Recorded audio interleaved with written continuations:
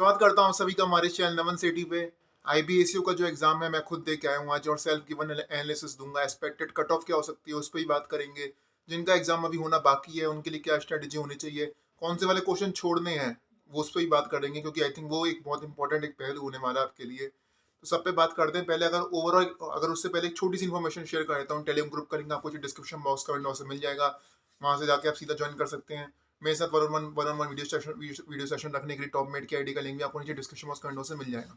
हम आते हैं आज के पेपर पे। तो सबसे पहले जो ओवरऑल अगर हम पेपर को बोलूं तो मैं कहूंगा मॉडरेट से लेकर डिफिकल्ट के बीच रह रहा है पेपर, और थोड़ा सा डिफिकल्ट साइड पे ज्यादा जा रहा है।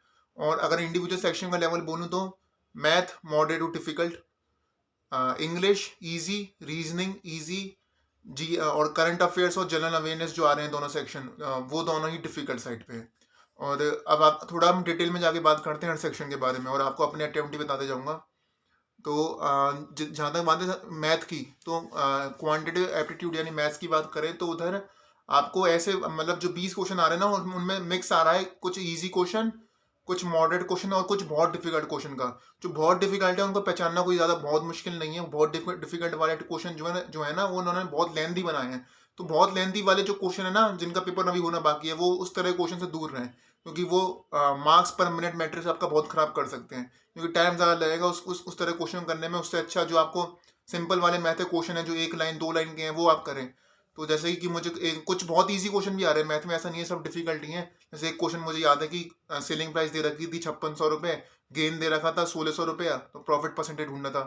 उसी तरह से एक मुझे क्वेश्चन याद आ रहा है कि आपको प्रिंसिपल दिया हुआ था, कंपाउंड इंटरेस्ट रेट दे रखी थी 4% और 3 ईयर्स का कंपाउंड इंटरेस्ट निकालना था। तो उस एवरेज वाला क्वेश्चन याद है मुझे, जहाँ पे 5 लोगों का एवरेज दिया था, शुरुआत के 2 लोगों का भी दिया था, लास्ट के 2 लोगों का एवरेज भी दिया था, और जो तीसरा नंबर का इंसान था उसका उसका वैल्यू निकालना था। तो उस तरह से था। तो कुछ काफी इजी क्वेश्चन भी थे, ऐसा नहीं है कि सब डिफिकल्ट थे, लेकिन कुछ बहुत लेंथी थे देखने में जिनको आपको छोड़ना है। इसके बाद आते हैं रीजनिंग पे। रीजनिंग है मेरा, अच्छा मैथ है, मेरा अटेम्प्ट क्या रहा है। अच्छा मैथ में डेटा सफिशिएंसी की क्वेश्चंस भी आ रहे हैं।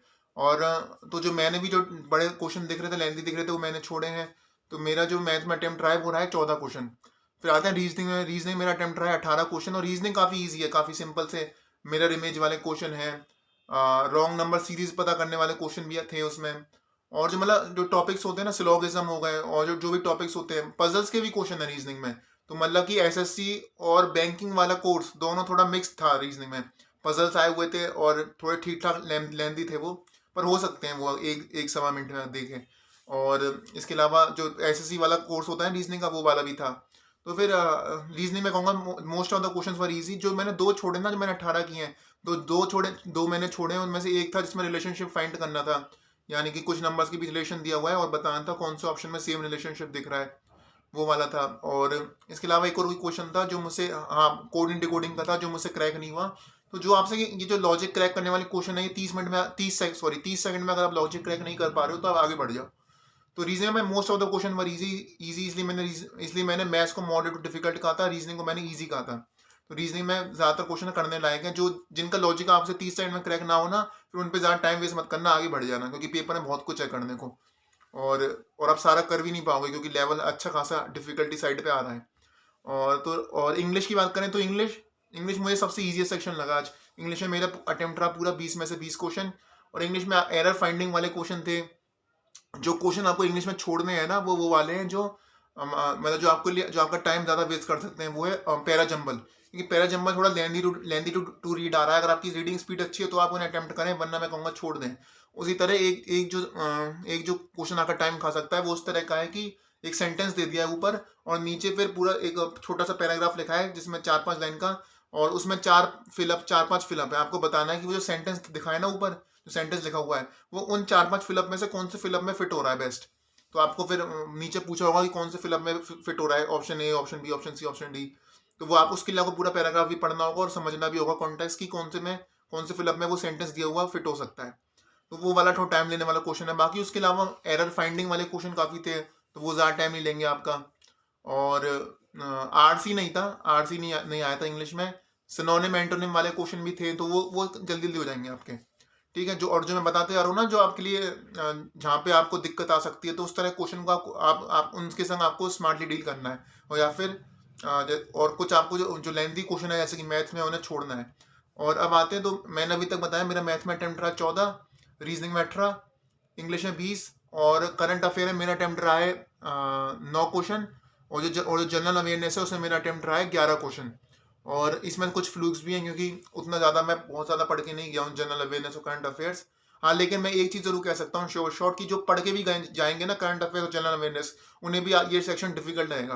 क्योंकि पता है वो पूछ कैसे रहे हैं, वो आपकी भाई डीप में नॉलेज चेक कर रहे हैं। वो मतलब वो वाले क्वेश्चन नहीं दे रहे जो कि एक लाइन पढ़ी और आंसर आता है जो आपको ऑप्शन में मिल जाएगा। वो आपसे सेंटेंस वाले क्वेश्चन पूछ रहे हैं, यानी कि मान लो कोई उन्हें पॉलिसी दे दी तो उस पॉलिसी के फिर वो 3-4 फीचर लिख रहे हैं और फिर आपसे पूछ रहे हैं कि कौन कौन सा फीचर सही है उस पॉलिसी के, यानी कौन सा।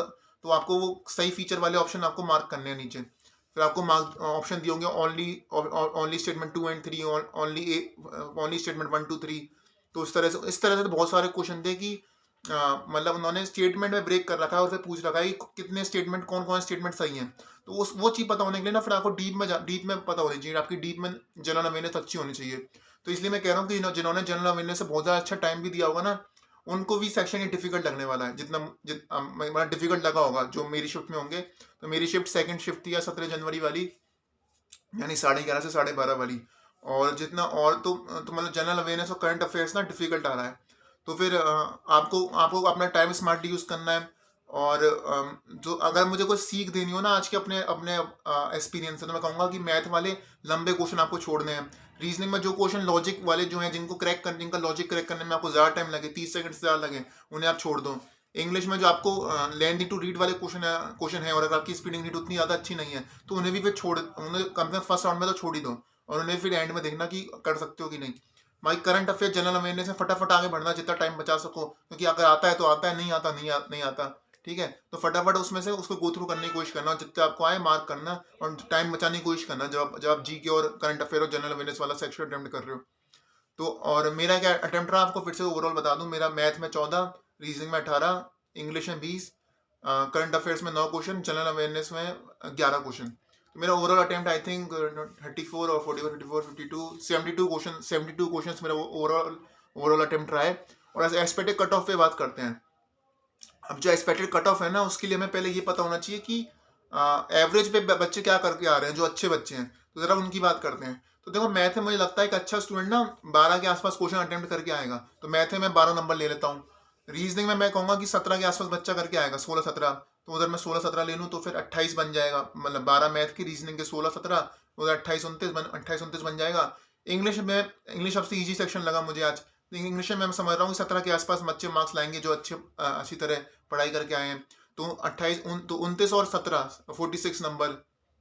अब आते हैं जनरल अवेयरनेस पे। तो जनरल अवेयरनेस में मुझे नहीं लगता कि स्टूडेंट्स के लिए 8 नंबर से ज़्यादा, मतलब 8 ही मैं शायद ज़्यादा बोल रहा हूँ। तो अभी तक हमारा कितना हो गया, 29 और 46 हो गया है। और तो मुझे नहीं लगता कि जनरल अवेयरनेस करंट अफेयर्स वाला सेक्शन है ना, उसे मिला के मुझे लगता है अगर कोई 13 भी ला रहा है तो फिर वो बहुत एक अच्छा मतलब एक अच्छा अटेम्प्ट है। 13 करेक्ट अगर स्कोर ला रहा है, दोनों सेक्शन को मिला के कह रहा हूँ मैं, जनरल अवेयरनेस और करंट अफेयर्स। तो अगर 15 के आसपास ला रहे हो ना इन दोनों सेक्शन को मिला के, तो I think that is a very good attempt, जो कि मुझे लगता है कि अगर कोई कई सारे अच्छे बच्चे करके आएंगे। तो अभी तक हमारा टोटल बना था, मैथ में 12, रीजनिंग में 16, और रीजनिंग में सॉरी 17, इंग्लिश में हमने 17 माना था। तो फिर हमारा बना था 46, और इसके अलावा मैंने इधर से 15-16 आप उठा लो करंट अफेयर्स और जनरल अवेयरनेस को मिला के, तो 60 के आसपास बन रहा है। तो जो मेरा एक्सपेक्टेशन है कि कट ऑफ का रहेगा वो है 57, वो है 60 नंबर, और इसे मैं +-3 कर रहा हूँ। तो यानी कि 57 से लेके 63 के बीच कट ऑफ मैं एक्सपेक्ट कर रहा हूँ कि 57 भी जा सकती है, हो सकता है 63 भी चली जाए। बाकी क्योंकि पेपर थोड़ा डिफिकल्ट है तो मैं 60 से ऊपर मुझे थोड़ा डिफिकल्ट लग रहा है, लेकिन 57 से लेके 63, 57 से 63 ये मेरा एक्सपेक्टेशन है कट ऑफ का। और जो आगे पेपर जा रहे हैं उनके लिए मैंने बता दिया आपको क्या क्या चीज़ें ध्यान में रखनी है, उन चीज़ों का जरूर ध्यान रखिएगा। और बस इतना ही रखते हैं इस वीडियो में। बाकी होपफुली आपको वीडियो पसंद आई हो तो आप लाइक कर दीजिएगा, चैनल सब्सक्राइब कर दीजिएगा। टेलीग्राम ग्रुप का लिंक आपको डिस्क्रिप्शन बॉक्स में से मिल जाएगा। मेरे सीधा 1-on-1 इंटरेक्शन करने के लिए, कोई क्वेरी प्रायोरिटी पे पूछने के लिए, टॉप मेट की आईडी का लिंक आपको डिस्क्रिप्शन बॉक्स से मिल जाएगा। मिलते हैं बहुत अगली वीडियो में। Thank you for watching this video, bye and keep preparing. All the best, bye.